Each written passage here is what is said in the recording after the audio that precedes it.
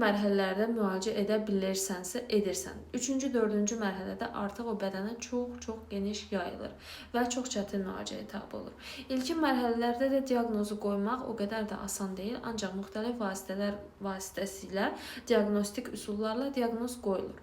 Və əgər vaxtında diaqnoz qoyularsa, antibiotiklə müalicə olunur. Ən duyarlı antibiotik, daha doğrusu ilkin seçim penisilindir. Penisilin antibiotik ilə müalicə olunur. Amma dediyim kimi, ilk başlarda o qədər də tipik simptomlar göstərmədiyi üçün o insanların çoxu latent dönəmə girir. Yəni sifilisin tamamilə bədənə yerləşdiyi dönəmə girir. O dönəmdən sonrası da artıq çox çətin olur həmin insan üçün.